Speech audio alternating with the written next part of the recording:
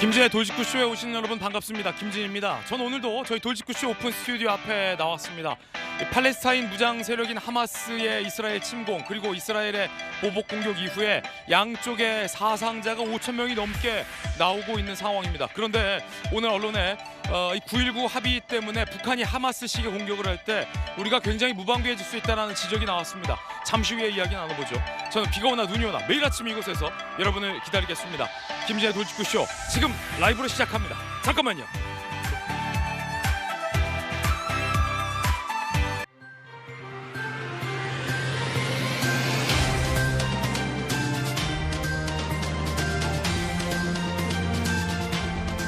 신문 읽어주는 남자입니다. 이스라엘의 보복 그리고 그에 앞선 하마스의 침공, 양쪽의 사상자만 5천 명이 넘게 발생하는 가운데 이스라엘의 지상군 투입이 임박했다는 보도도 나오고 있습니다. 조금 전 미국, 영국, 프랑스, 독일, 이탈리아 5개국 정상이 하마스 무장 세력을 한 목소리로 규탄하는 입장도 나왔습니다. 잠시 후에 중동의 화약고의 변수 전해드리겠습니다. 오늘 조간신문 4가지 키워드 준비되어 있습니다. 함께 보시죠. 먼저 첫 번째 키워드부터 공개하겠습니다. 첫 번째 키워드는 이겁니다. 유가, 동아일보 2면입니다. 함께 보시죠. 확전된 유가 $100 넘을 수도 있다. 이게 참 전쟁의 참혹함 앞에서 기름값 걱정하는 게 조금 그렇습니다만 이렇게 우리나라에게도 이 전쟁의 여파가 미칠 수 있다는 한 단면이죠. 고물가, 무역 수지에 유가까지 이 겹악재가 될 수 있다라는 지적 나옵니다. 반드시 경제적인 요인뿐이 아닙니다. 하마스가 이스라엘을 침공했던 것처럼 북한이 유사한 패턴으로 더 강력하게 우리를 무력 도발할 수 있다는 얘기가 나오는 가운데 일찍이 합의됐던 9.19 군사 합의로 인해서 우리가 너무 무방비할 수 있다는 지적도 나옵니다. 잠시 후에 안보 전문가와 함께 이야기 나눠보겠습니다. 이어서 두 번째 키워드입니다. 두 번째 키워드는 뭘까요? D-1 한국일보 5면 기사입니다. 이재명 대표가 퇴원을 해서 강서구 유세의 모습을 드러냈습니다. 여당은 이 선거원 폭행 공세에 집중하고 있는 모양새입니다. 선거 결과 그리고 양쪽 후보 간의 표 차이에 따라서 양 정당에게 큰 영향을 미칠 수 있다. 리더십과 관련해서 이런 얘기도 나오는데 잠시 후에 이야기 나눠보겠습니다. 이어서 다음 키워드입니다. 세 번째 키워드는 이겁니다. 과태료. 조선일보 8면 기사인데요. 황당하기도 하고 함께 보시죠.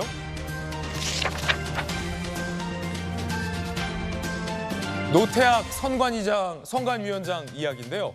노태악 선관위원장을 태운 차량이 대법원장 차를 따라서 꼬리를 물고 버스 차로를 무단으로 달려서 과태료를 낸 일이 보도되고 있습니다. 선관위원장 측은 앞으로 주의하겠다라고 밝혔는데 이 정치권에서는 선관위, 엄격하게 법을 지켜야 할 선관위원장이 꼼수를 아무렇지도 않게 하는 게 정상이냐라는 비판도 나옵니다. 이어서 다음 키워드입니다. 네 번째 키워드는 이겁니다. 숨통, 한국경제 13면입니다. 반도체 장비 중국 반입 허용, 삼성과 SK는 숨통이 트였습니다. 미국 정부 수출 통제 무기한 유예했다는 소식도 전해드립니다. 지금까지 신문 읽어주는 남자였습니다.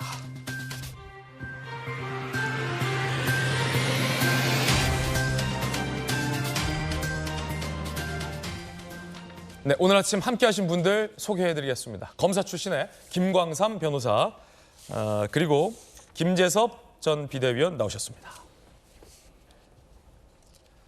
부산의 재선 의원, 전 재수 의원 그리고 대통령 안보전략비서관 출신의 전성훈 전 비서관 나오셨습니다. 어서 오세요.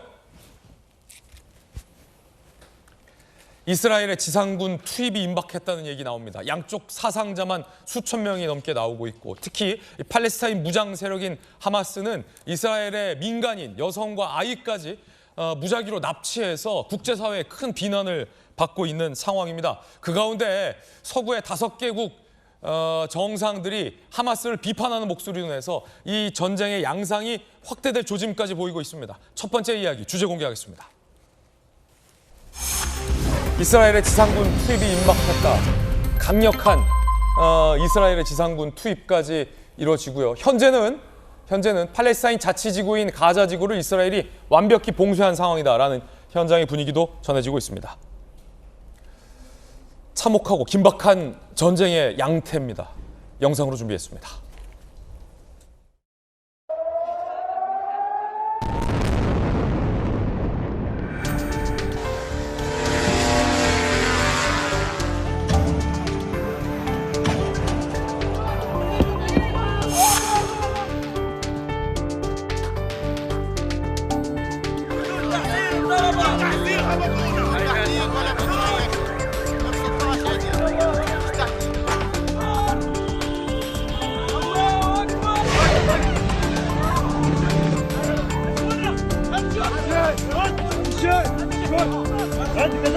ونعلن بعون الله عن تمكن مجموعة من المجاهدين خلال اليوم من اقتياد مجموعة جديدة من أسرى العدو والعبور بهم إلى قطاع غزة.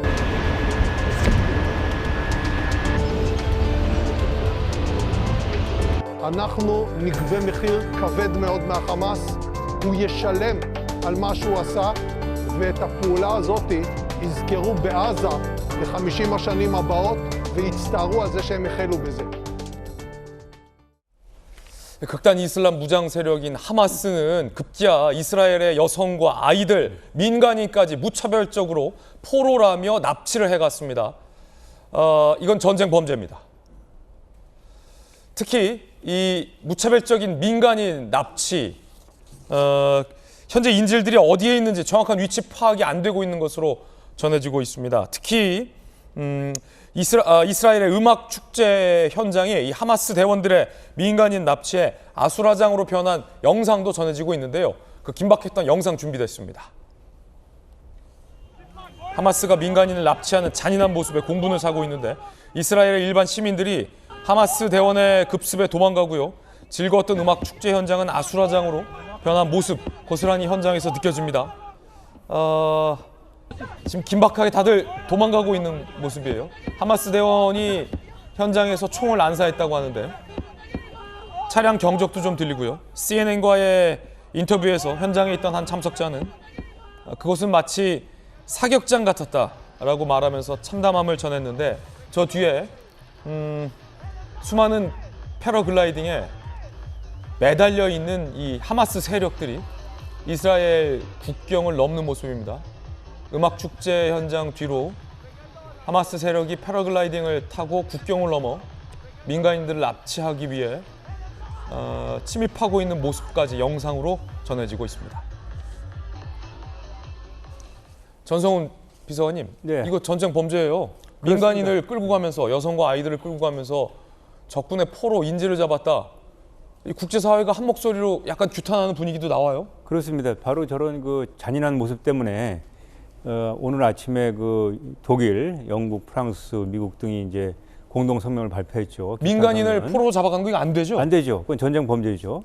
그리고 이제 저런 모습 때문에 지금 이스라엘 군이 그 하마스를 표현하기를 그 인간 짐승, 짐승과 다름없다.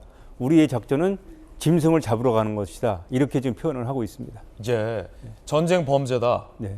지금 미국의 이 최첨단 항공모함까지 이스라엘 쪽으로 급파했죠. 네, 그렇습니다. 지금 이제 이번에 저 참사는 어떻게 보면 이스라엘의 정보력의 실패입니다. 기본적으로 이스라엘의 방어는 강력한 정보력을 바탕으로 그 도발의 징후를 사전에 감지를 하고 도발이 발생했을 때 효과적으로 이제 신속하게 응징하는 것으로 이제 저 가자 지역을 그 이스라엘이 지금 30만 명 그 예비군을 동원하지 않았습니까? 이제 군사 작전을 펼 텐데 네네네. 그 상당히 그 격한 군사 활동이 이루어지더라도 바로 저런 모습들 때문에 국제사회가 이스라엘을 지지하는 쪽으로 기울 것 같습니다. 지금 비서관님, 네. 인질이 한두 명일 경우에도 사실 구출하는 데는 정말로 첨예한 작전이 필요한데 네. 현재는 지금 얼마가 납치됐는지 어디에 이 인질들이 포로들이 구금되어 있는지 정확한 위치 파악이 안 되고 있는데 네네. 앞서서 이제 이스라엘의 어떤 정보력이 방심했다라는 말씀 네네. 지적도 해주셨잖아요. 예. 인질 구출 모두 좀 잘 이루어질 수 있을까요?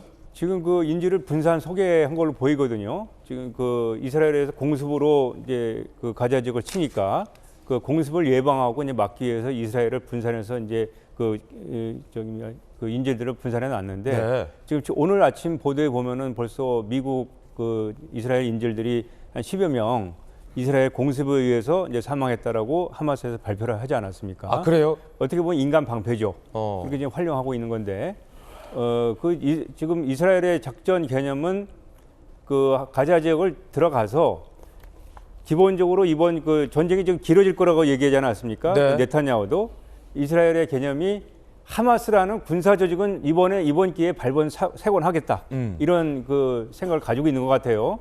그래서 그 가자 지역에 들어가더라도 민간인 살상은 최소화하겠지만 군사적인 요소들은 전부 다 세곤할 것이고 네. 또 일부 하마스 그 요원들은 지금 해외 망명 상태에 있습니다. 그런 그 망명하고 있는 조직원들까지 전부 다 이번 기회에 다 아주 그 싹 쓸어버리겠다는 것이 지금 이스라엘의 그 목표인 것 같습니다. 그렇군요. 방금 이 전성훈 비서관이 잘 짚어주신 것처럼 하마스 대원들이 이렇게 무차별적인 민간인을 납치해가는 것은 이스라엘의 침공에 대응하기 위한 인질이다, 일종의 포로국이다 이런 분석도 나오고 있는데요. 이렇게 납치해가는 이유, 목적 따로 있겠죠? 그 이제 지금 그 군사력 측면에서는 아무래도 하마스가 훨씬 열세죠. 일종의 방패 역할입니까? 인간 방패로가 봐야 되고 더 이상 우리에게 공격을 하지 말아라는 그 신호가 되는 것이고 이제 어떻게 됐든 하마스는 이번 국면을 이제 좀 넘겨서 협상으로 나가려고 하겠죠. 팔레스타인에 대한 이게 중동 지역에서 팔레스타인에 대한 목소리를 높이고 그 팔레스타인 국가로 정식을 인정받으면서 이제 정상적인 국가로다가 나가기 위한 하나의 그 포석을 두는 건데 그것이 이제 이스라엘이 그걸 과연 받아들일지 또 어떻게 될지 아직은 불확실합니다. 다만 이번 전쟁이 73년대 욤키퍼 전쟁이라고 있었습니다. 똑같이 이스라엘의 그 주이시 그 축제일에 그 새벽에 벌어진 전쟁인데 50년 전에 벌어졌던 전쟁과 유사하게 그 욤키퍼 전쟁이 70년대 중반에 엄청난 세계 질서의 혼란을 가져왔거든요. 똑같이 이번 그 사건도 상당히 지속적으로 중동 정세뿐만 아니라 전 세계적으로 상당히 큰 영향을 미칠 그 중요한 그 사안이 벌어졌습니다. 지금 이스라엘의 지상군 가자지구 일대를 완벽히 봉쇄하고 있다라는 얘기도 나오고 있고 이스라엘 지상군이 가자지구 인근에 집결했다라는 소식도 전해지고 있습니다. 곧 지상군 투입이 임박했다라는 신호일 겁니다. 육해공 동시다발 이른바 이 재래식 전술에 이스라엘의 방공 시스템이 무너졌다 이런 지적도 나오는데요. 영상 준비되어 있습니다. 함께 보시죠. 자, 가자지구 콘크리트 장벽입니다. 이스라엘이 수십억 달러를 들여서 감시 시스템을 구축했는데요. 콘크리트 장벽은 폭파되거나 이 하마스들은 패러글라이더를 타고 월담했고요. 철조망 담장은 불도저와 절삭기에 의해서 한순간에 무너져버리고 있는 모습입니다. 게다가 요격률 90% 이상을 자랑했던 이스라엘의 아이언돔이 하마스의 로켓 공세를 방어하지 못하는 모습도 포착됐습니다. 워낙 수천 발의 이 로켓포를 하마스가 쐈기 때문에 아이언돔이 지금 다 가서 막고 있긴 하지만 물량 공세 앞에는 장사가 없었던 거예요.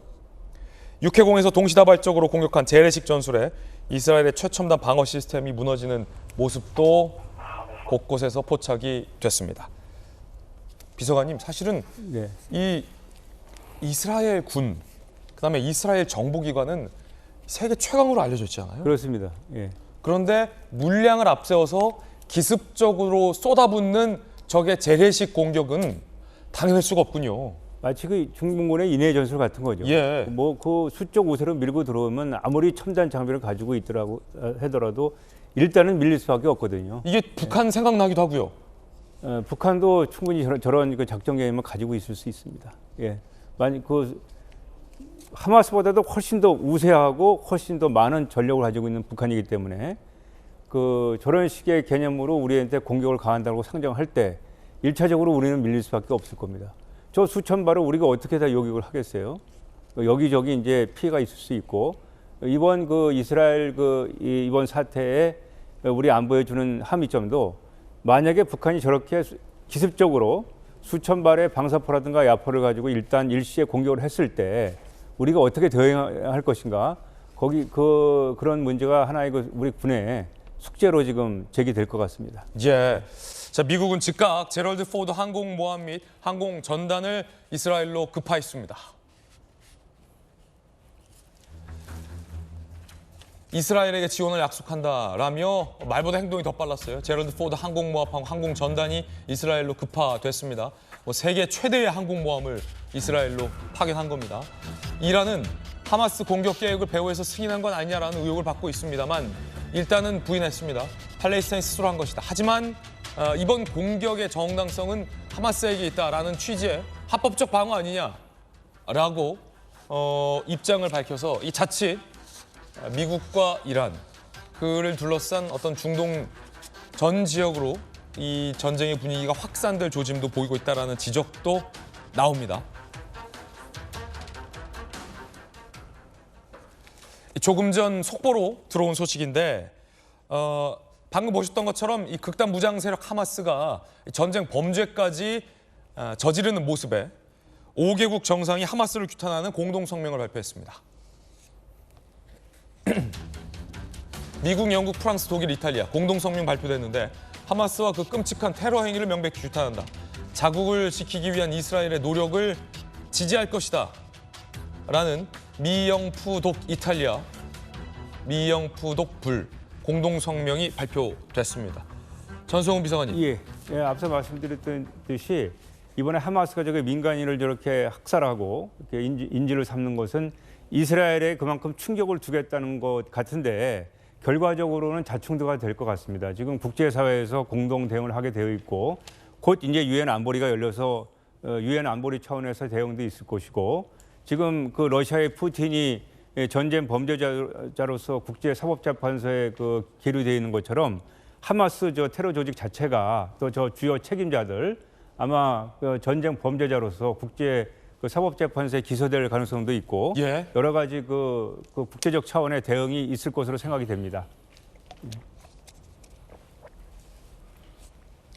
전 세계에 퍼져 있는 이스라엘의 청년들이 본국으로 귀국하고 있다고 합니다. 이스라엘로 가는 비행기가 한때 운행을 멈췄을 때 이 이스라엘 전 세계에 흩어져 있는 이스라엘 청년들이 빨리 비행기를 재개하라. 결국 프랑스에서 사업을 하고 있던 이스라엘 청년, 미국에서 유학을 하고 있던 이스라엘 청년들이 모두 본국으로 오고 있습니다. 이게 사실은 어떻게 보면 이스라엘 국민들의 어떤 강력함 아닐까요? 전 세계 이스라엘 청년들 귀국, 조국의 부름에 응해 해외에서 예비군들이 귀국하고 있어요. 이스라엘 국민인 A씨는 사촌이 총격전으로 사망, 친구와 가족이 납치됐다. 남은 건 보복뿐이다. 라며 전 세계에 있는 이스라엘 예비군들 본국으로 돌아오고 있습니다. 김재섭 전 비대위원. 네. 이게 사실은 예비군이죠. 네. 저는 이제 예비군은 끝났습니다만. 저도 끝났습니다. 끝났어요? 네. 둘 다 민방인가요? 네. 하지만 그런 거 아니겠어요? 조국의 전쟁이 났을 때 탈출하는 국민이 있고 조국의 전쟁이 있을 때 돌아오는 국민이 있고 그 차이가 어찌 보면 강대국이냐 아니냐를 그럼요. 가를 수도 있는 것 같아요. 그러니까 대표적으로 또 미국만 봐도 그 베테랑들, 그러니까 퇴역 군인들에 대한 예우 같은 것들이 공공연하게 이런 SNS 이런 데 올라오잖아요.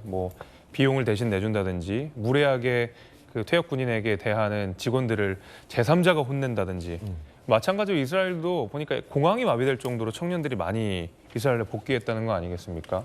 사실 전쟁이 났다라고 하는 것은 본인들의 목숨을 걸고 가서 내가 죽을지도 모르는 전장에 나갈 수도 있는 것이고 내 사촌이 아니라 상대 내가 죽을 수도 있는 문제임에도 불구하고 세계 각 지역에서 사업을 하고 있는 세계 전역에 퍼져 있는 이스라엘에 있는 청년들이 이렇게 왔다는 것은 당연히 대한민국에도 시사점이 있다라고 생각이 됩니다.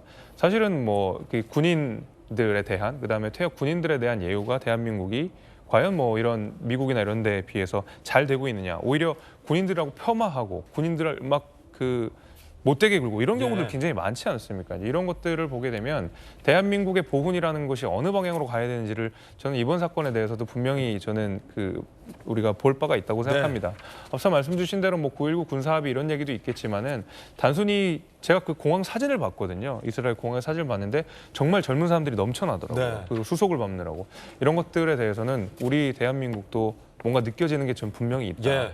우리 젊은 사람들도 느껴져야 할 것들이 있다라고 저는 좀 봤습니다. 연평도 포격전을 취재했는데 뭐 김재섭 비대위원장도 저도 현역 병장 만기제대 출신이지만 전역을 미루고 우리 청년들이 혹시 북한이 또 한 번의 침공을 한다면 맞서 싸우겠다라며 전역을 미룬 우리 후배 장병들의 모습을 제가 직접 봤거든요. 그러니까 대한민국도 이스라엘에 뒤지지 않는다라는 점을 북한이 분명히 알아야 될 것 같고 이스라엘에 있는 한인들의 안위도 걱정됩니다. 그래서 이스라엘 한인 회장을 좀 인터뷰했습니다. 들어보시죠.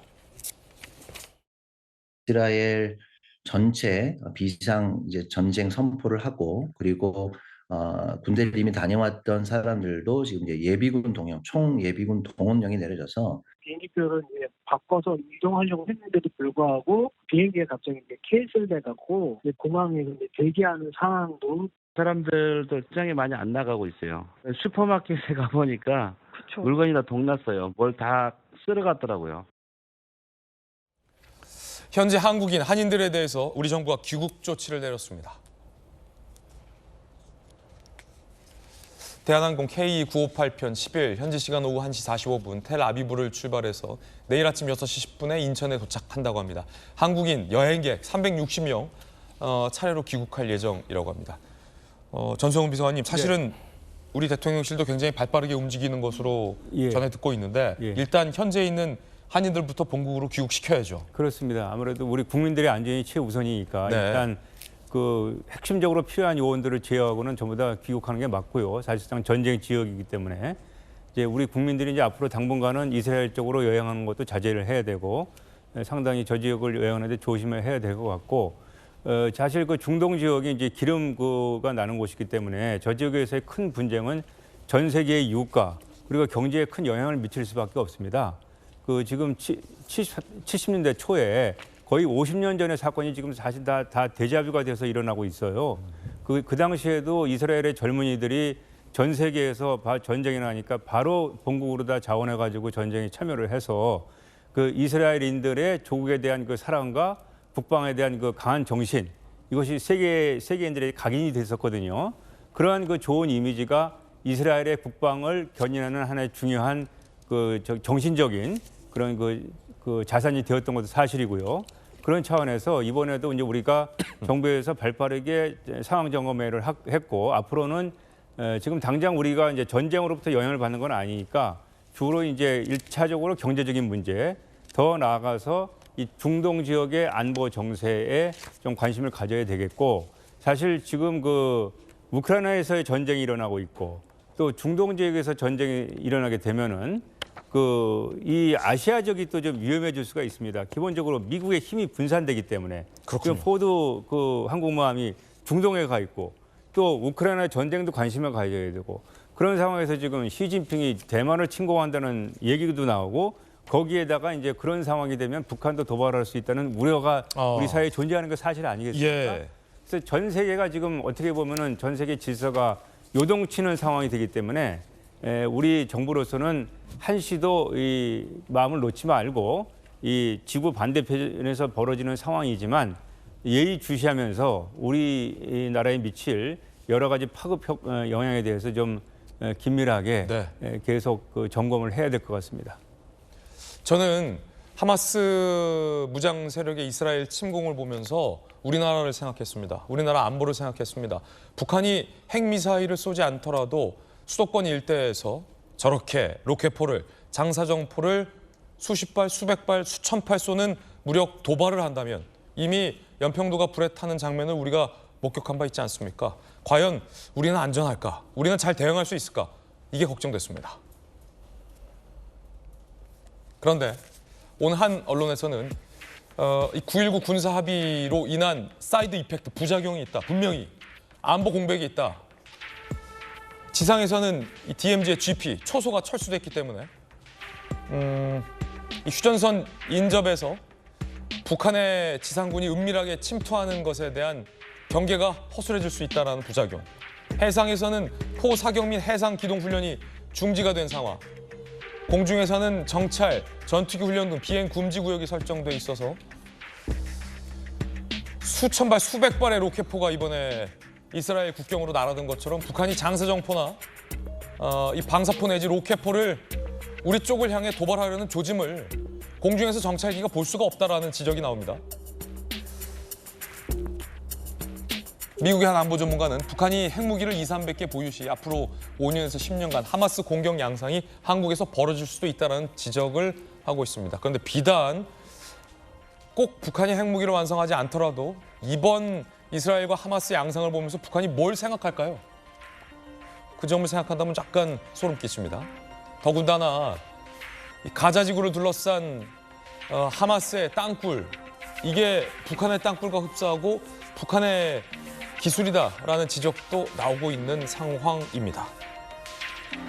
전성훈 비서관님, 네. 9.19 군사 합의를 두고 정치 진영상 분석을 많이 하잖아요. 네. 아무래도 민주당에서는 9.19 군사 합의를 체결한 정부 여당 쪽이었기 때문에 9.19 군사 합의의 좋은 점, 장점들에 대해서 그간 강조를 해왔는데 네. 세상에 완벽한 정책이 어디 있습니까? 네. 더구나 북한과 하는 합의가 완벽한 게 어디 있겠습니까? 그리고 북한이 이미 9.19 군사 합의를 종이장처럼 꾸긴 상황에서 9.19 군사 합의의 지금 부작용에 대해서 걱정해야 된다는 목소리 나오고 있는데 어떻게 보세요?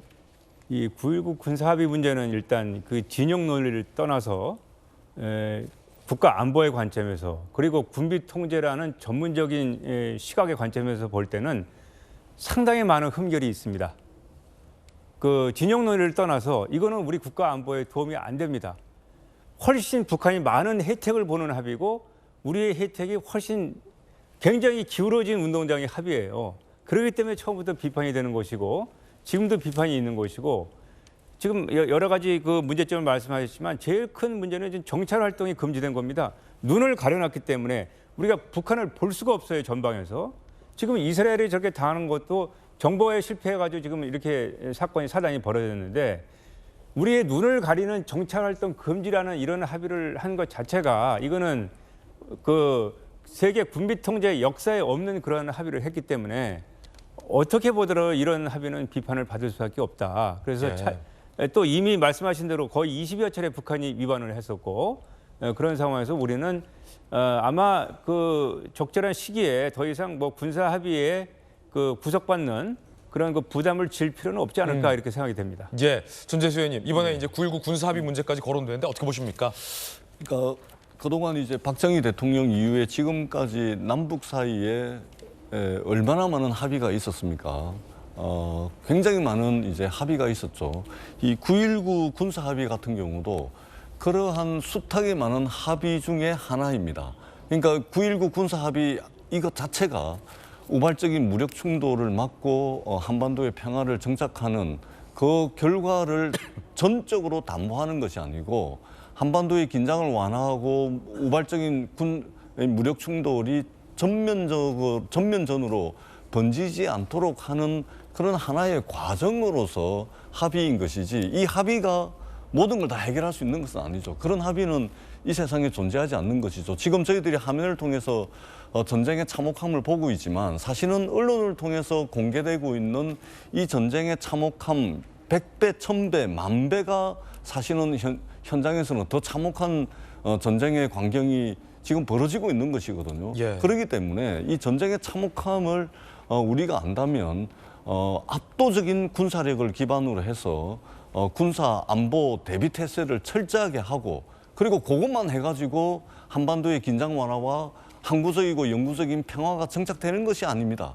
아울러서 그것과 더불어서 긴장을 완화시키고 평화를 정착시키기 위한 어떤 소통 채널 이런 것들을 반드시 가지고 있어야 됩니다. 하나만 가지고서는 완벽을 기하기가 어렵습니다. 그런 측면에서 이런 말씀을 드리고 싶고 그런 측면에서 예를 들면 합참의장이라든지 국방부 장관은 북한에 대해서 강력한 메시지를 낼 수가 있습니다. 그렇다면 대통령은 조금 더 톤다운을 시켜가지고 평화를 정착시키고 긴장을 완화시키기 위한 그런 소통 채널을 좀 가지는 그런 노력도 이 투 트랙으로 좀 진행이 돼야 되지 않을까라는 것을 이번 전쟁을 통해서 저희들이 좀 생각을 해봐야 될 부분이 아닌가 그렇게 생각을 합니다. 예, 자 여야 균형 잡힌 의견 전해드리고 있고요.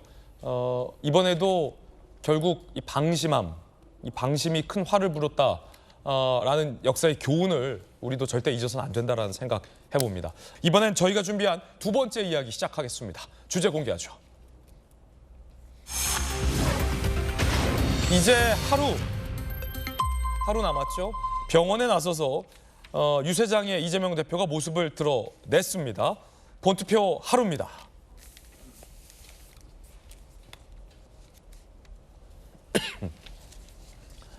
(10월 11일) 수요일 오전 6시에서 오후 8시에 실시되는 본투표가 이제 하루 앞으로 다가왔습니다.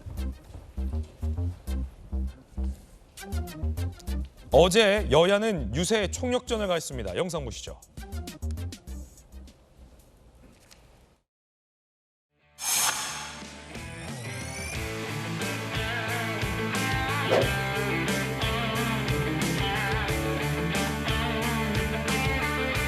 국민을 주권자로 존중하는 것이 아니라 지배 대상으로 여기고 없이 여기면 어떤 일이 벌어진다는 것을 여러분께서 직접 행동으로 증명해 주실 걸로 확신합니다. 진교훈 후보를 압도적으로 당선시켜서 이 나라의 주인이 진정 국민임을 여러분께서 확실히 증명해 주실 걸로 믿습니다.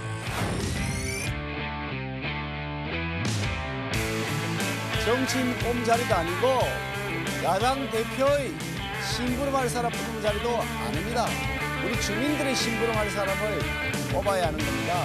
힘있는 여당 후보 대통령과 한나일이 개통돼 있고 집권 여당이 팍팍 밀어줘서 강서가 서울의 얼굴이 되는 중심이 되는 그런 구로 만들 수 있도록 힘있는 여당 후보 김태욱에 꼭 여러분 지지를 모아주실 것을 당부드립니다.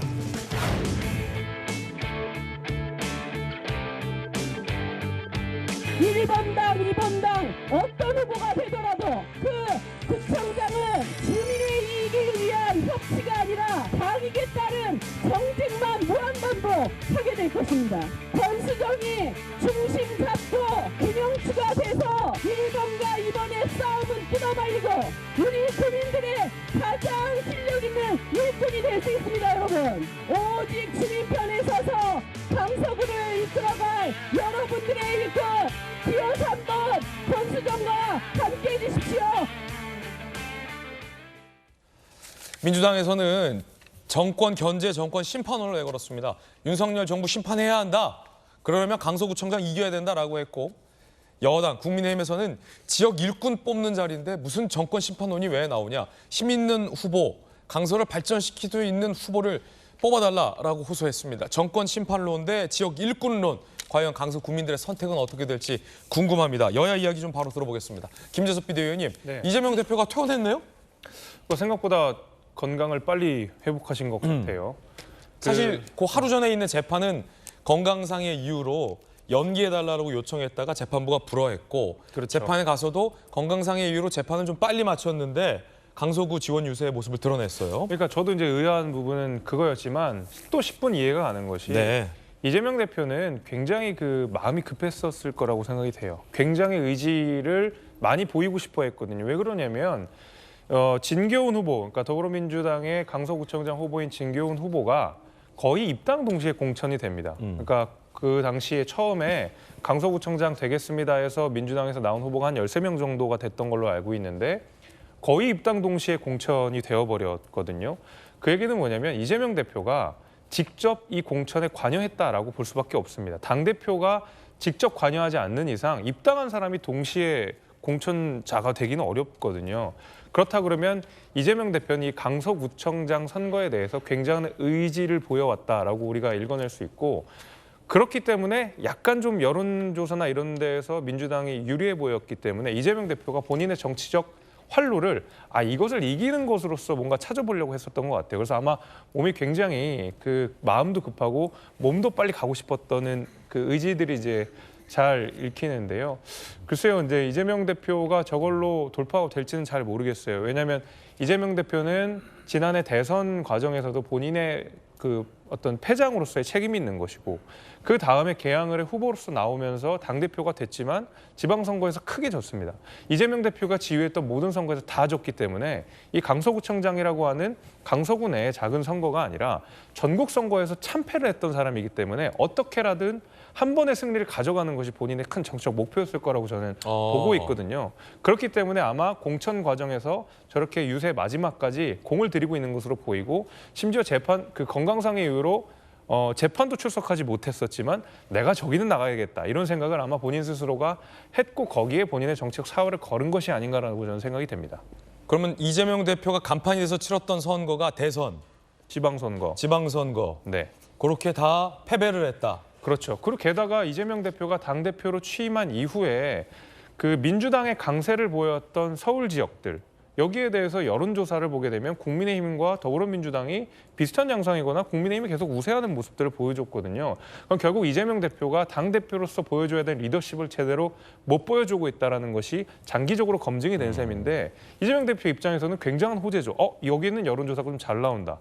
내가 여기에 대해서 앞선 큰 두 번의 패배를 뭔가 좀 상쇄할 수 있지 않을까라는 정치적 셈을 한 것으로 저는 보입니다. 그래서 그때 이제 언론의 보도가 지방선거 및 재보궐선거 당시 이재명 대표만 국회의원 재보궐선거에 되고 나머지는 참담하게 패배했다라는 분석도 나왔었는데, 그렇죠. 이번 강서구청장 선거를 거기에 대한 터닝포인트로 삼을 것이다. 김광선 변호사님 어떻게 보십니까? 일단 선거 유세에 나온다라는 것은 재판부가 볼 때 더 이상 뭐 재판을 연기하거나 재판을 뭐 빨리 끝내거나 미루거나 하는 재판 지연의 사유는 안 된다, 이런 판단으로도 이어질 수 있습니까? 그건 당연하죠. 예. 근데 제일 중요한 것은 재판이고요. 재판부 입장에서 보면 선거 유세에 나갈 정도 건강임에도 불구하고 재판 연기하는 것 자체가 사실은 뭐 그걸 연기를 해줄 수 있는 사유는 아니에요. 그렇기 때문에 뭐 향후에 있어서도 이재명 대표가 정치적인 사유랄지 뭐 여러 가지 사유로 아마 재판을 연기하려고 많이 할 거지만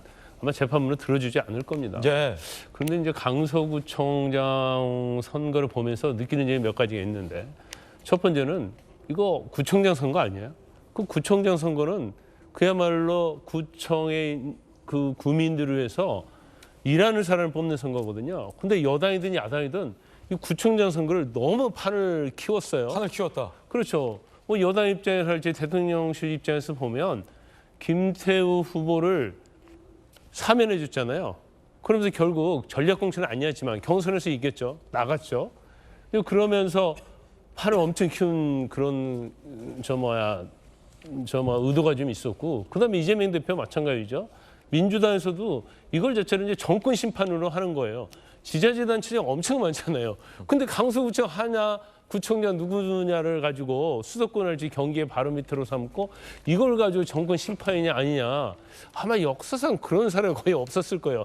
이제 전체적인 보궐선거에서는 그럴 수가 있죠. 그래서 아무튼 뭐 이기는 측에서는 상당히 굉장히 이제 고무되어 있을 가능성이 크다. 하지만 우리가 다 아시다시피 강서구라는 지역은 국회의원이 3명이 다 민주당이잖아요. 그러면 결국은 투표율은 낮을 것이고, 그러면 가장 조직을 동원할 수 있는 것은 민주당이고, 민주당의 텃밭이라 볼 수 있어요. 그래서 이제 뭐 야당일지 여당일지 모르겠지만 만약에 민주당이 이긴다 하더라도 그 표차가 많이 크지 않을 때는 제가 볼 때는 민주당에는 굉장히 타격이 있다고 봅니다. 물론 뭐 여당이 이겼을 때는 이제 엄청난 고무적인 효과가 있을 거예요. 그래서 왜 이렇게 대한민국이 강서구청 선거에 이렇게 목을 매는지 참 이해가지 않는 측면이 좀 있습니다. 뜨거운 관심사가 됐죠. 왜냐하면 이제 이재명 대표가 퇴원을 하고 정말로 이재명 대표가 사활을 건 선거 지역이 돼버렸고, 강서구가 더군다나 이 상대 후보인 국민의힘의 김태우 후보 같은 경우는 대통령이 직접 사명을 해주고 그로 인한 출마까지 한 상황이기 때문에 이 강서구청장 본래의 의미보다 점점점 의미부여가 많이 됐는데, 서재현 부대변인, 그러면 이제 이재명 대표는 완전 퇴원? 건강 완전 회복입니까? 예, 퇴원해서 완전 회복은 아니고요. 집에서 조금 이제 건강 회복한다고 하고 좀 사심으로 말씀드리면 저도 대구에서 3번 선거 나왔지만 참 진기현 후보가 부럽습니다. 예, 왜냐하면 진짜 지도부까지 그리고 이재명 당대표가 건강이 회복되지 않았는데도 강서구청장 선거 지원하는 게 쉽지는 않는 일이거든요. 그만큼 이 선거가 그 결과에 따라서 굉장히 후폭풍이 강하다. 이런 말씀을 드리고 저도 이제 이재명 당대표가 강서구청장에서 유세하는 모습을 봤었는데 좀 짧게 그리고 좀 원론적인 입장 이야기하면서 정권 심판과 지역 일꾼 뽑는 거는 좀 분리되는 것이 아니고 지역 심판, 그 정권 심판하면서 지역 일꾼 뽑는 것이다. 그리고 이 부분은 말씀드렸지만 사상 초유의 일이잖아요. 그 기책 사유에 있는 국민의힘 김태우 후보가 본인이 또다시 선거에 나온다는 것 자체가 사실 강서 주민을 우롱한다는 것이고 저는 이재명 당대표가 유세하는 그 효과 자체가 어떻게 보면 보수도 결집할 수 있고 저희도 결집할 수 있는데 저도 어제 강서 주민들한테도 한번 전화 통화해서 투표도 독려하고 방송 끝나고 저도 이제 강서구 지역 가서 한번 뭐 미용실도 한번 가고 이렇게 지원하듯이 관심도가 높아지고 투표율이 높아져서 즉 강서 주민들이 어떤 투표가 의무가 아니고 권리인데 권리를 이제 행사할 수 있는 그런 관심도를 높이는 데는 효과적이었다고 생각합니다. 예, 여당에서는 이재명 대표의 행보를 두고 비판하는 목소리도 나왔습니다. 유상범 대변인, 본인의 영향력을 보여주려는 얄팍한 꼼수, 명분 쌓기 온 행보다. 신주호 상근부 대변인, 강서 주민 속만 뒤집어 놓을 것이다. 진 후보에게 오히려 악재다. 뭐 이런 얘기도 나오고 있고요. 김기현 대표도 한마디 했습니다.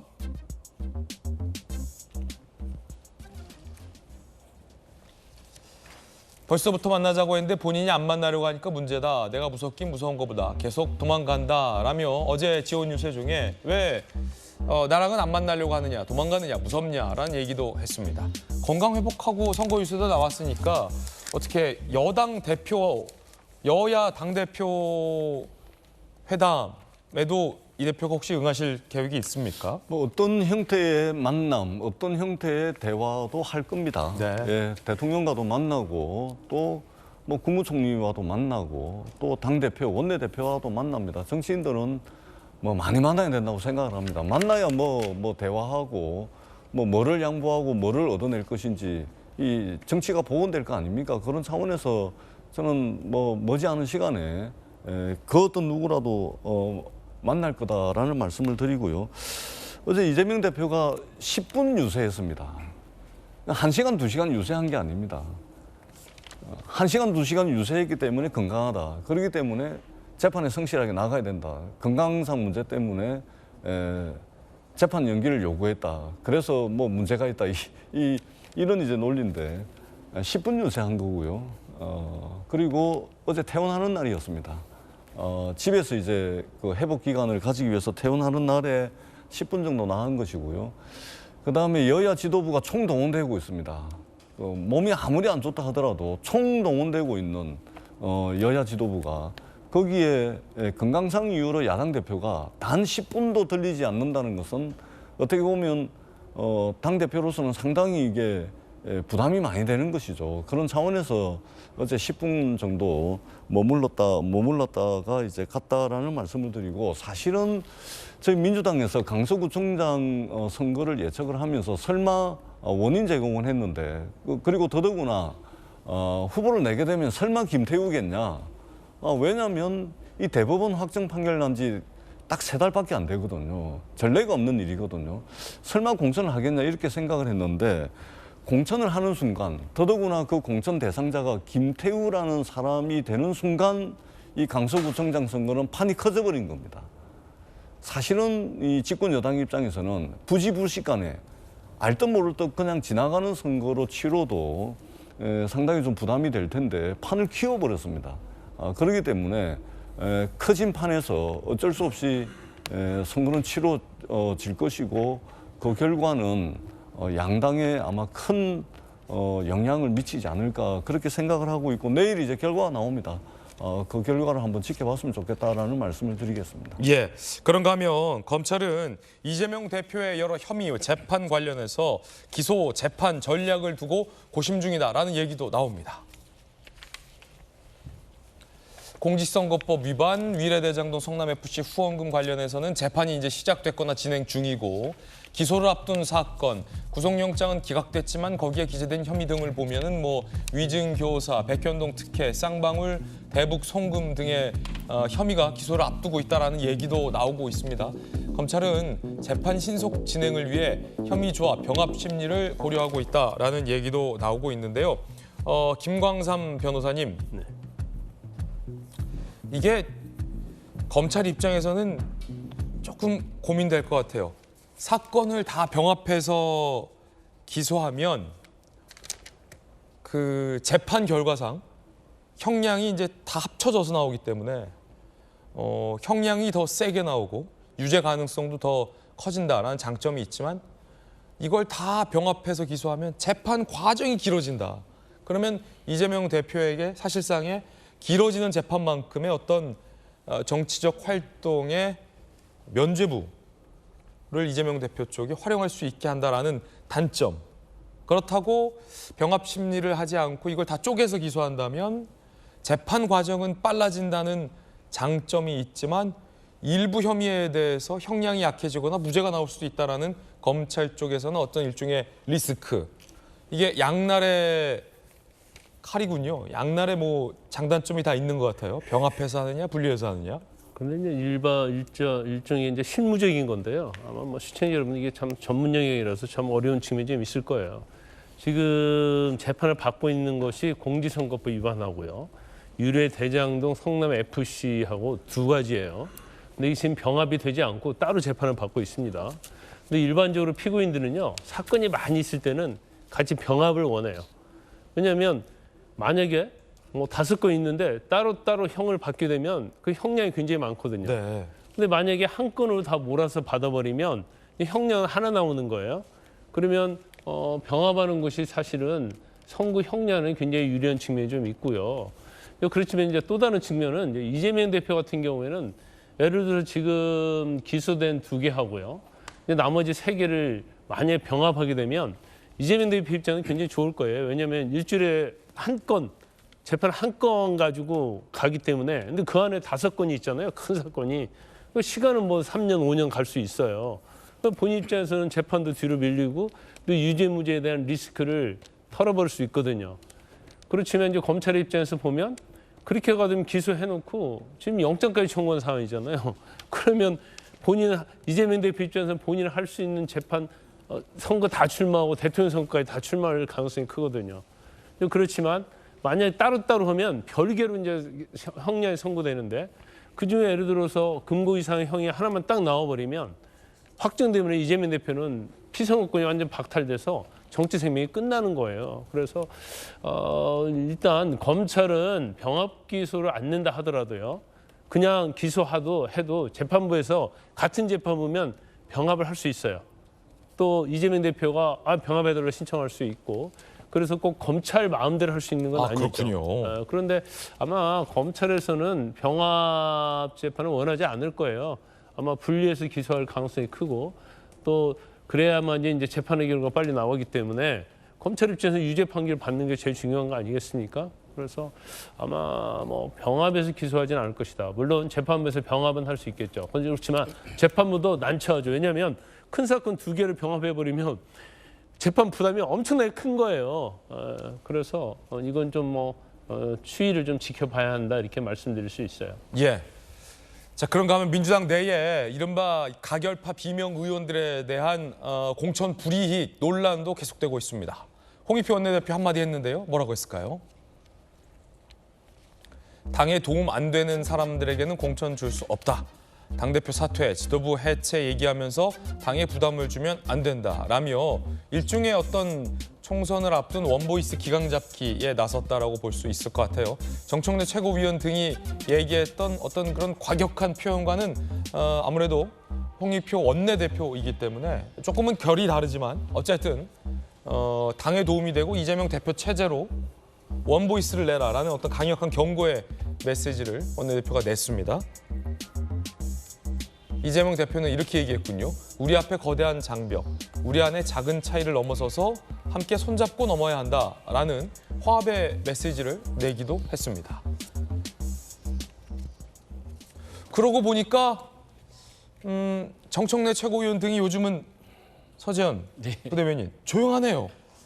조용하고 외상가 네. 뭐 고름 얘기 막 하다가 네. 요즘은 좀 잠잠하신 것 같기도 하고. 지금은 사실은 우선순위가 강서구청장 선거이다 예. 보니까 매일 선거 유세 제일 먼저 나가고 제일 늦게 또 퇴근하시는 게 또 정청래 최고위원이신데 저는 이제 당내 화합도 그렇고 어떻게 보면 본인의 그 행동에 대한 책임도 저는 각각 져야 되는 게 맞다. 그리고 홍익표 원내대표가 말씀하신 건 좀 이제 원칙적인 거 그리고 민주적인 부분이다. 당에 도움이 안 되면 당연히 공천 줄 수가 없는 겁니다. 예, 그래서 저는 그 부분에 있어서 그 뭐 당대표 사퇴라든지 그러니까 희생과 헌신이 아니라 개인의 어떤 그 정치적 목적에서 그런 주장을 한다고 판단되면 그건 당이라든지 당원들이 어떻게 보면 총선에 나갈 수 없을 정도 경선에서도 그 심판이라기보다는 판단할 것 같다 이런 말씀을 드리고 이재명 당대표는 그 2월 달에도 사실 그 충격이 컸었잖아요. 저희가 가결 부결했었는데 압도적 부결이라고 생각했었는데 그것이 안 됐을 때도 그때도 작은 차이를 넘어서 손을 잡고 가자. 그 메시지에 대한 일관성은 지금 또 계속 동일한 걸로 판단되고 있습니다. 예. 자, 이번엔 저희가 준비한 다음 순서입니다. 뜨거운 소식 3가지 엄선했는데요. 첫 번째 주인공부터 살펴보겠습니다.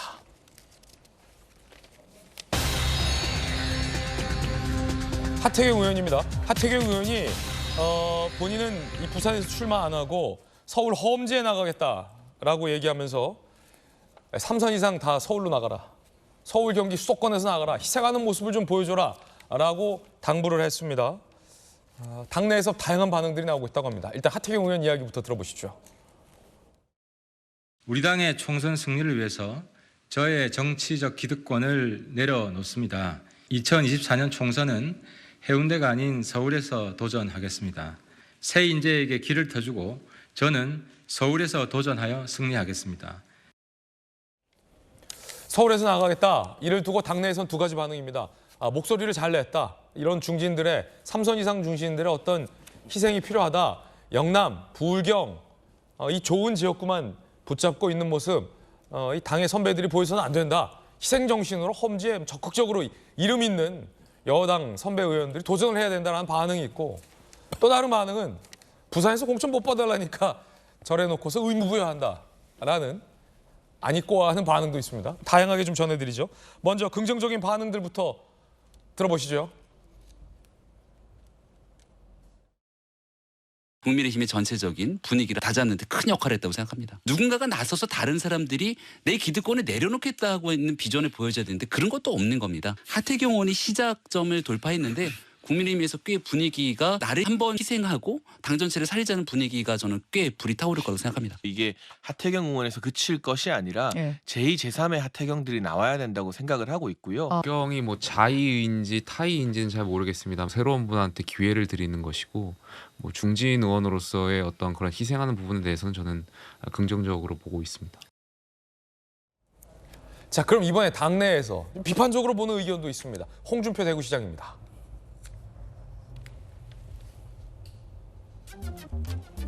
선당 후사라기보단 제 살 길 찾는 거죠.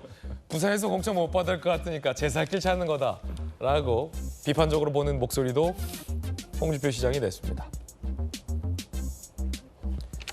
하태경 의원이 이제 해운대가 부산에서 지역구죠. 그런데 해운대는 매우 좋은 지역구. 거기서 하태경 의원이 벌써 3선을 했으니까 굉장히 좋은 지역구에서 일단은 하긴 했습니다. 하태경 의원은 그만큼 혜택을 받았으니까 이번엔 당의 중진 선배로서 서울 험지에서 희생하는 모습도 보이겠다라고 말한 부분은 긍정적으로 일단은 평가받는 분위기는 많아요. 당 안팎에서. 이게 민주당으로까지 불똥이 튀고 있어요. 민주당의 3선 이상은 어이 뭐야 왜 하태경 왜 그래 이런 부담감을 또 느끼고 있는 여론도 있습니다. 자, 김재수 비대위원 어떻게 보세요? 그 하태경 의원이 서울로 출마를 한다는 것 자체가 이거를 폄하할 일은 저는 전혀 아니라고 생각합니다. 뭐 홍 시장님이 제 살 길 찾아서 간다라는 식으로 하태경 의원의 말을 좀 폄하를 하셨는데 그 홍준표 시장은 당의 큰 어른이시고 큰 스피커인데 굳이 후배들의 어떤 저런 도전들을 저렇게 깎아내릴 필요가 있나라는 생각은 좀 듭니다. 사실은 뭐 그것이 공천이 안 되든 아니면 공천이 됨에도 불구하고 서울 도전을 하든지 간에 어떤 방식이든지 간에 어떤 정치인들이든 자신의 어떤 정치적인 그 길을 결정하는 일들은 늘 오는 것이고요. 그것이 재선이든 삼선이든지 간에.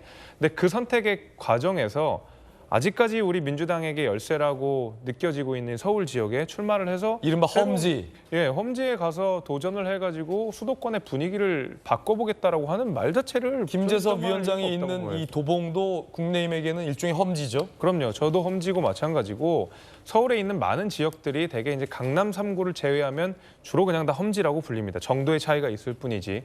그러니까 그런데 가가지고 만약에 하태경 의원이 서울의 한 지역구를 이겨낸다 그러면 해운대도 하나 얻고 서울에서도 한 자리를 우리가 뺏어올 수 있으니까 두 자리가 늘어나는 효과가 있잖아요. 당연히 정부에게 힘을 실어줄 수 있는 가능성도 더 커지는 것이고요. 저는 그래서 하태경 의원이 어떤 명분을 가지고 서울 출마를 하든지 간에 이거를 폄하할 필요는 전혀 없고 하태경 의원의 표현대로 혈액순환이 된다는 거 아니겠습니까? 그리고 해운대 갑에 또 좋은 인재들, 젊은 인재들이 들어와서 어떤 국민의힘의 새로운 피로 수혈이 될 수 있다 그러면 저는 굉장히 긍정적인 측면으로 바라보지 이거를 폄훼할 이유는 저는 전혀 없다고 생각합니다. 예, 민주당의 이른바 이제 3선 이상 중진 의원들에게도 영향을 좀 미칠 것이다 이런 얘기도 나오고 있는데 어떻습니까, 전재수 의원님? 아마 그럴 겁니다. 아마 그 정치라는 것이 작용 반작용이거든요. 어디 하나가 이제 뭔가 되면 이제 연쇄 반응이 쭉 일어나는 게 정치권의 생리고 그리고 그 연쇄 반응은 더 폭발적입니다. 그렇기 때문에 아마 영향을 미치지 않을 수가 없을 것이고 그 홍준표 대구시장님 말씀은 하태경 의원의 선택을 뭐 폄하할 필요는 없겠지만 그렇다 그래서 과도하게 포장되는 것을 못 참는 그러니까 폄하할 필요 없죠. 그런데 너무 과대 포장되니까 홍 시장 입장에서는 뭐냐 본질적 차원에서 보면은 강요당한 선택이다 이것은.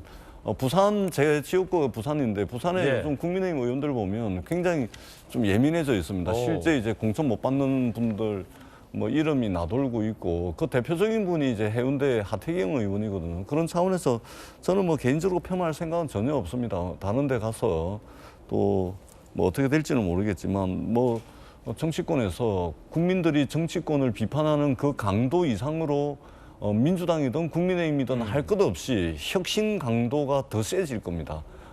비판받는 그 이상으로 혁신을 해야 국민 눈높이에 맞는 공천이 이루어졌다. 그리고 저기가 믿을 만하다. 그래서 표를 주는 것이거든요. 그렇기 때문에 아마 정치권이 조금 국정감사 끝나면 아마 이런 일들이 있지 않을까 생각을 했는데 좀 빨리 발표한 측면이 있긴 한데 아마 여야 정치권에 미치는 영향이 상당히 있을 것으로 저는 평가를 합니다. 김광삼 변호사님, 저는 이 하태경 의원의 이 선언이 우리 정치권에 좀 좋은 영향으로 이어졌으면 좋겠다라는 게 뭐 3선, 4선 이 중진들을 폄하하는 게 아니라 왜냐하면 이 네임드 있는 중진들이 한 지역에서 3선만 하면 벌써 12년이잖아요. 네.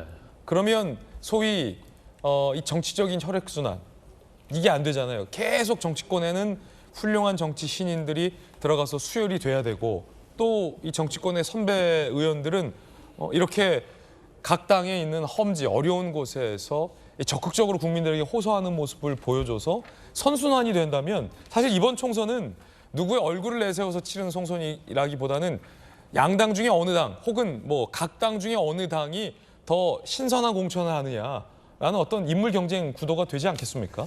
그렇죠. 근데 아마 이번 총선은 인물을 어느 쪽에서 어떻게 공천을 하느냐에 따라서 상당히 영향을 미칠 거라고 봐요. 그래서 이제 하태경 의원에 대해서는 사실은 뭐 자의반 타의반 그런 얘기를 많이 하고 있지만 설사 타의라 할지라도 저는 제가 볼 때는 저것은 굉장히 바람직하다고 이렇게 봅니다. 하태경 의원이 뭐 부산에서도 사실 이제 경선을 하게 되면 아마 될 가능성이 클 거예요. 해운대에서는. 그렇지만 또 뭐 경우에 따라서는 당에서도 공천을 안 줄 것이다. 그러니까 미리 선제적으로 저런 것이라는 얘기도 있어요. 근데 뭐 어떻든 간에 이런 것이 사실은 신호탄이 돼서 어떤 중진들의 험지 출마 이런 것은 저는 굉장히 이제 바람직하다고 보고 있고요. 그다음에 그러면 이제 이런 것들이 과연 뭐 선순환적으로 영향을 미칠까? 근데 쉽지는 않을 거예요. 왜냐하면 누구나 자기 편한 데서 정치하고 싶지 뭐 희생을 해서까지 다른 험지로 가고 싶은 생각은 없을 겁니다. 이럴 때 다들 눈치 보고 있을 때 어느 한 정당이 그럼 나도 험지요 하는 정당이 먼저 나와주면 그 정당이 이제 주목받을 수 있죠. 자, 서지현 부대변인. 네, 저도 뭐 폄하할 필요는 없는데 한 50점 정도는 드릴 수 있을 것 같아요. 100점이라고 하면 저는 그 하태경 의원도 말씀하셨잖아요. 2달 전에는 해운대 사수하겠다 했거든요. 근데 한 달 전에 당에서 요청이 왔다는 겁니다. 다른 지역으로 좀 출마 강요받은 거예요. 그냥 보이는 손이 있는 겁니다. 선당 후사가 아니고 선대 후사입니다. 대통령실에서 참모들이 그쪽 좋은 지역에 가야 되기 때문에 하태경 의원은 생각한 겁니다. 아, 내가 부산에서는 총선 출마 안 되겠구나. 만약에 저는 하태경 의원이 100점짜리였다면 저는 좀 옆에 죄송하지만 전재수 의원님 지역구나. 사실 그 경남 김해라든지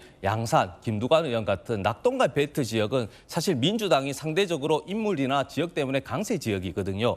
그러면 부산에서 삼선까지 하셨으면 2030 부산 엑스포도 있는데 여기에서 어떻게 보면 국민의 입장에서는 승리를 가져가는 것이 어떻게 서울이 험지입니까? 서울은 경합이고 기회의 땅인 것이지. 그런 식으로 하태경 의원은 포장을 하다 보니까 홍준표 후보도 비판하는 겁니다. 왜냐하면 홍준표 후보의 길이 하태경 의원의 길이거든요. 그러니까 홍준표 후보도 공천받지 못하고 총선에서 여러 가지 역할을 못하다 보니까 대구 하방한다 그러고 대구시장 하면서 계속 대구시장 역할하는 것이 아니라 패널 역할하는 것이거든요. 그러니까 홍준표 후보도 같은 마음인 겁니다. 그래서 저는 삼선 의원 뭐 지역 험지라고 하는데요. 사실 이 부분에 있어서는 그럼 험지에 있는 당원들이나 험지에 계신 준비하는 후보들도 계시거든요. 이런 부분에 대한 배려도 꼭 필요하고 강요당해서 어떻게 보면 희생 헌신이 아니라 그런 자발적으로 내가 혜택을 받았으니까 정말 당과 대한민국을 위해서 한번 내가 도전해보겠다는 그런 자발적인 정치 문화가 꼭 선행돼야 되는 말씀 꼭 드리고 싶습니다.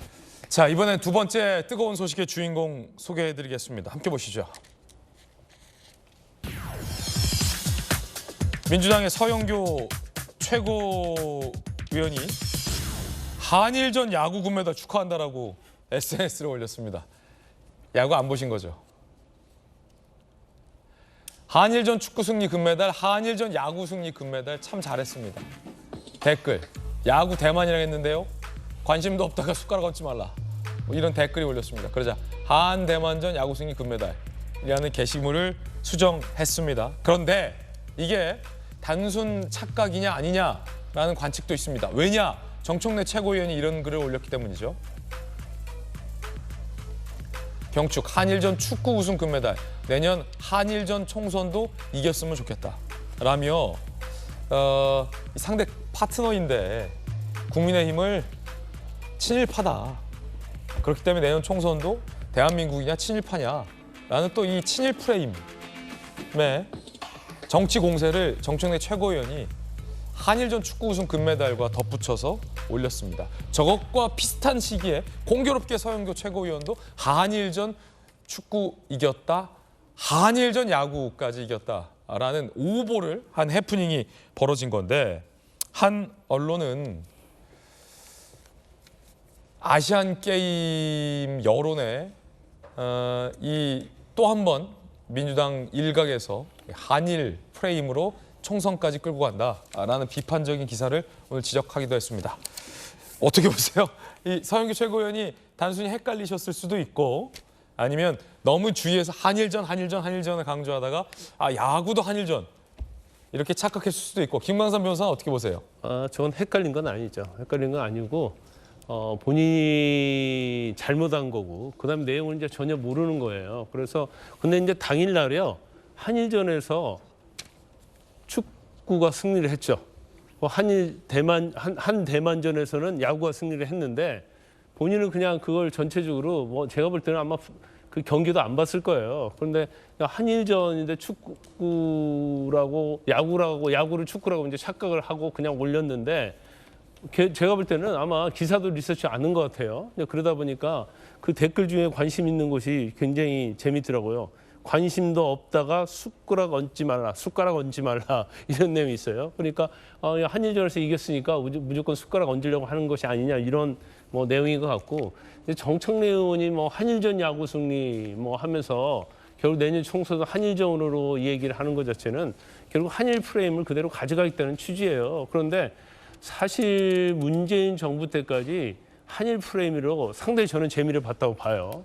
그래서 토착 외구 세력 뭐 이런 식으로 해서 그게 상당히 또 여론에 좀 많이 먹혔다고 봅니다. 그런데 후쿠시마 오염수와 관련된 그때부터는 그렇게 많이 먹히지는 않은 것 같아요. 특히 IAEA 어떤 과학적인 실증적 이런 것들이 나오고 전문가들이 나와서 얘기하다 보니까 실제로는 본인들이 생각했던 것보다는 뭐 먹히지는 않은 것 같아요. 그렇지만 결국은 이제 한일전이라는 프레임으로 가져가는 것이 선거에 도움이 된다고 정청래 의원은 생각하기 때문에 다시 한번 이것을 이용을 하려고 하는 건데 저건 제가 볼 때는 잘못됐다고 봅니다.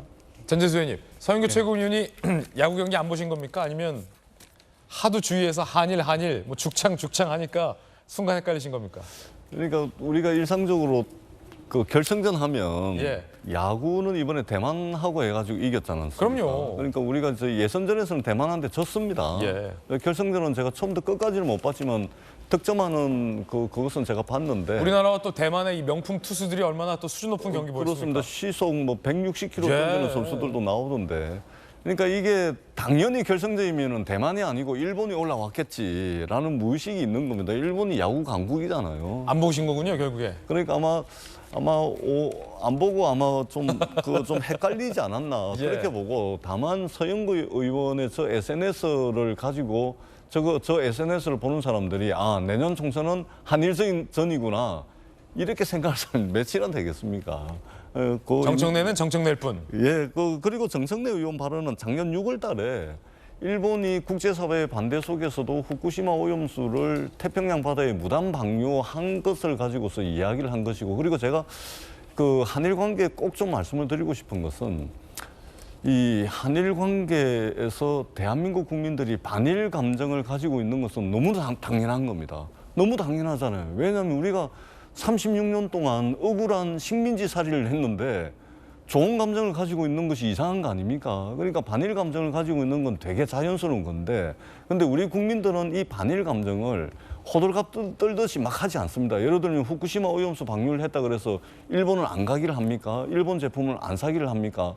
좋은 건 사고 또 일본 방문도 많이 합니다. 우리 국민들이 굉장히 냉정하게 보고 있다라는 말씀을 드리고 정치권도 이게 일본과의 어떤 문제는 정치적 득실의 문제가 아닙니다. 위안부 문제, 강제동원 문제, 역사 왜곡 문제, 독도 문제는 대한민국의 정체성과 대한민국의 자존심의 문제이기 때문에 그것과 별개로 정치적 득실의 문제로만 한일 관계를 볼 것은 아니다라는 말씀도 아울러서 드리겠습니다. 예, 정청래 최고위원의 한일전 축구 승리, 내년 총선도 한일전이라는 그래서부터 시작된 이 서영교 최고위원의 오보 논란까지 전해드렸습니다.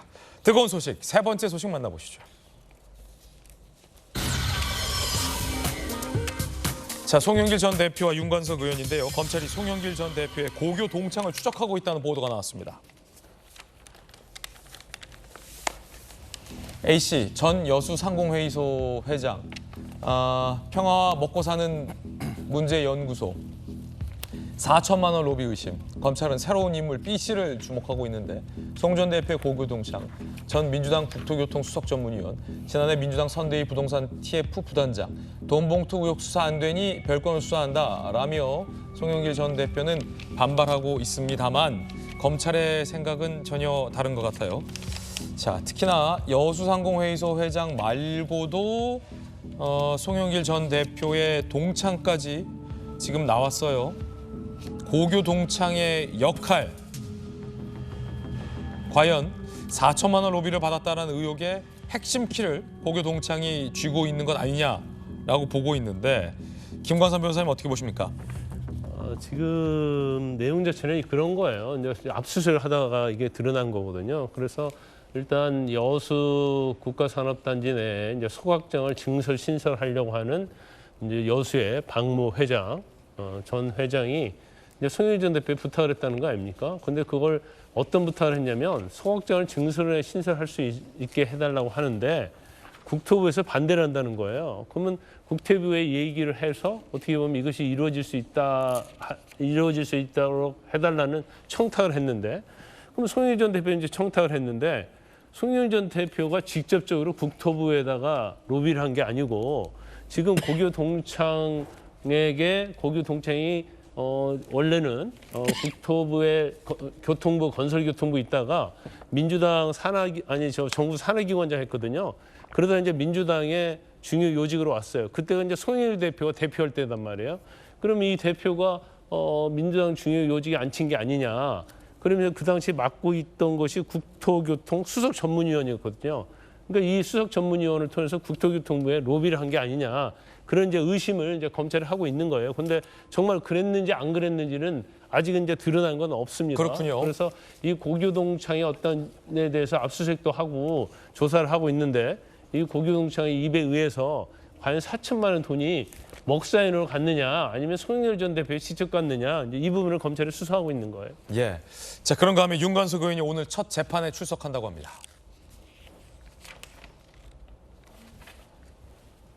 정당법 위반 혐의 첫 재판, 송 캠프 관계자에게 현금 6천만 원 수수 혐의, 윤관석 의원 측은 일부 혐의 인정하고 있죠.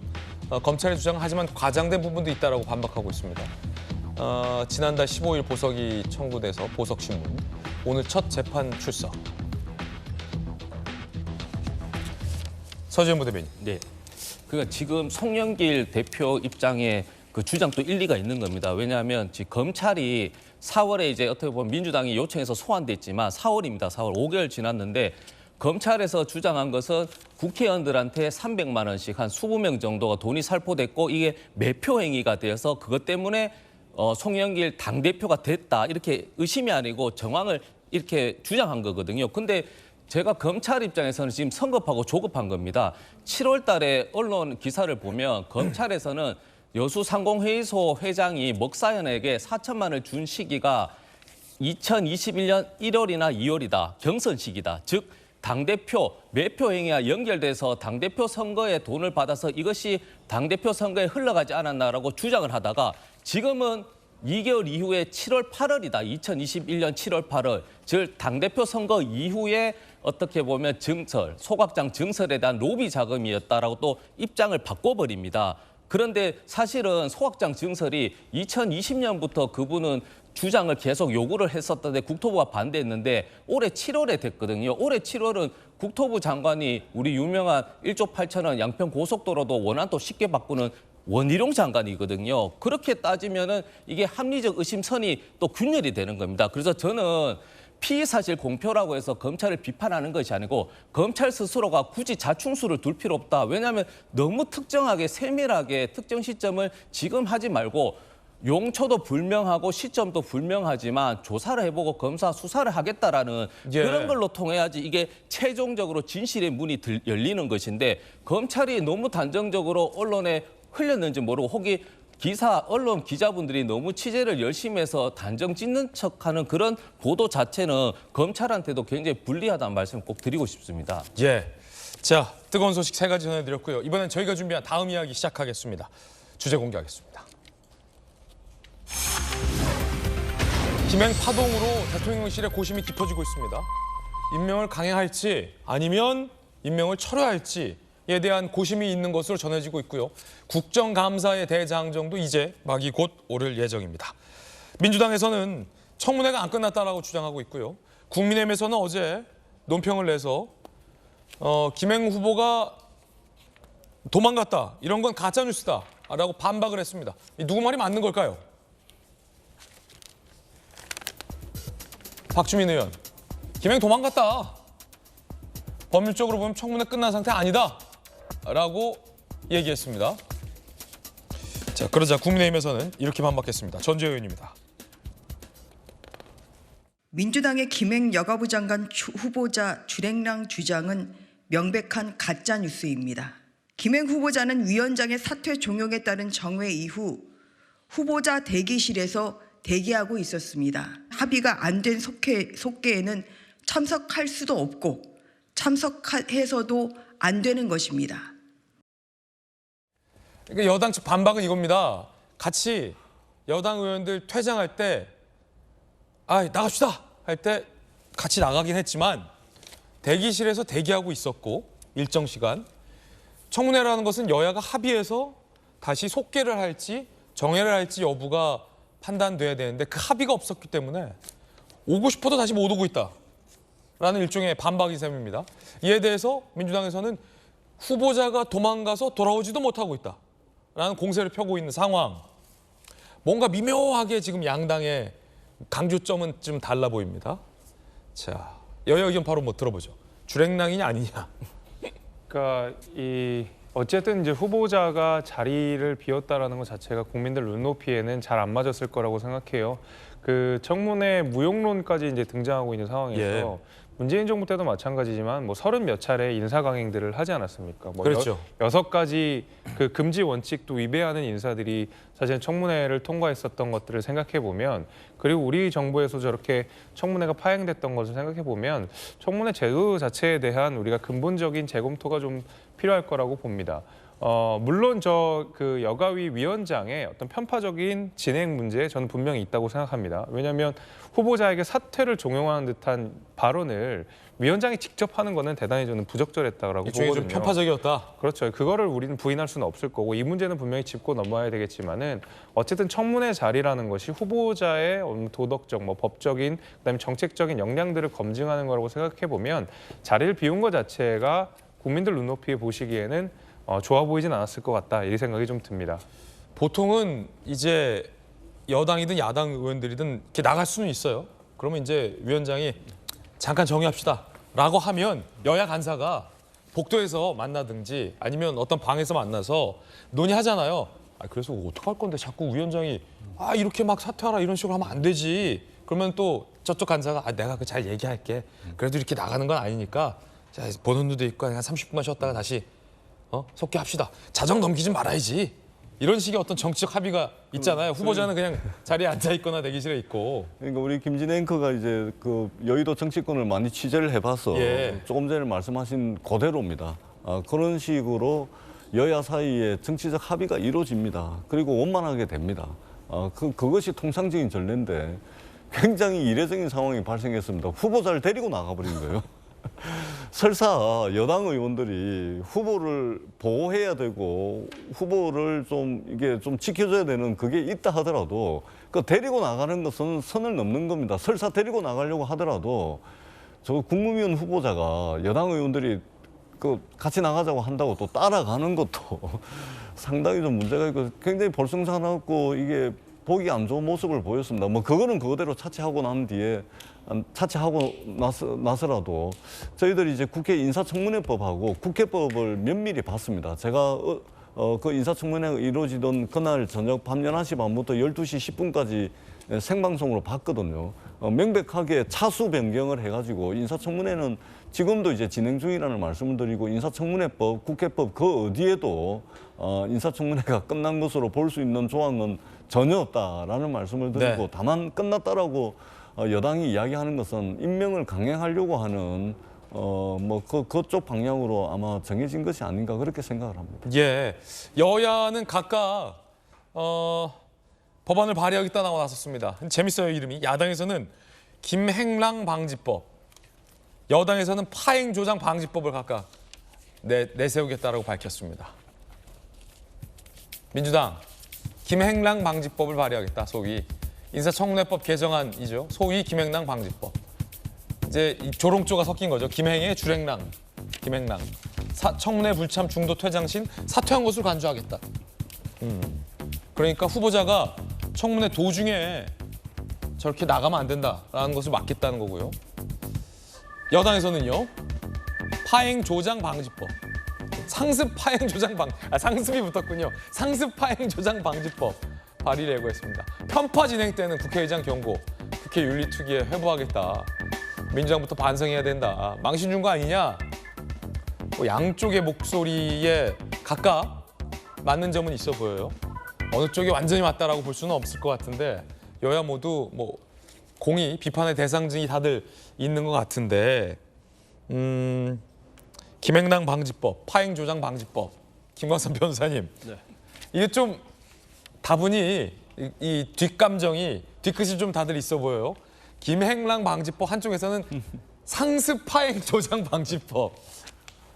근데 저거 정치적인 목적, 정치적인 그냥 발의잖아요. 명분을 발의하는 거고요. 그다음에 저거 예를 들어 민주당이 발의한 법 같은 경우에 국회 통과된다 하더라도 대통령이 거부권 행사할 거예요. 근데 대통령이 거부권 행사하지 않고 두 법안을 전부 다 받아들인다 하더라도 이건 전체 이제 유언에 해당이 됩니다. 아, 그렇습니까? 그렇죠. 왜냐하면 그냥 만약에 참석 안는데 뭐 이유가 여러 가지 있을 수 있는 거 아니에요? 그리고 민주당이 다수당으로서 그냥 일방적으로 청문회를 개최해요. 여당과 협의 없이 또는 뭐 정권이 바뀌어도 마찬가지죠. 그런 경우에 있어서 어디 협의가 안 됐는데 일방적으로 한 청문회에 참석 않는다? 거기에 대해서 사퇴를 간주한다? 이거 있을 수 없는 거고. 그다음에 또 보니까 자료를 불성실하게 내면 또 뭐 여기에 대해 형벌을 또 할 수 있도록 돼 있더라고요. 예. 그럼 자료 불성실한 기준이 뭐예요? 100까지 내라고 했는데 한 90까지 됐어요. 10개 안 내면 불성실한 거예요. 이런 애매모호한 그러한 경우에는 추상적인 경우에는 헌법 위반이라는 헌법재판소의 결정들이 많이 있기 때문에 이건 정치적으로 풀어야지 뭘 뭐 처벌을 하고 법을 만들어 입법 만능주의 아니에요? 조금 있으면 법 만들어갖고 처벌하는 것 자체가. 그런데 이제 그런 어떤 일종의 뭐 새로운 문화 같은 게 좀 있어요. 반드시 이제 입법을 만들겠다라는 의지보다는 일종의 어떤 정치적인 표현으로서 또 각 당에 급하게 이거 발의 잘하는 선수들이 계세요. 발의 선수들.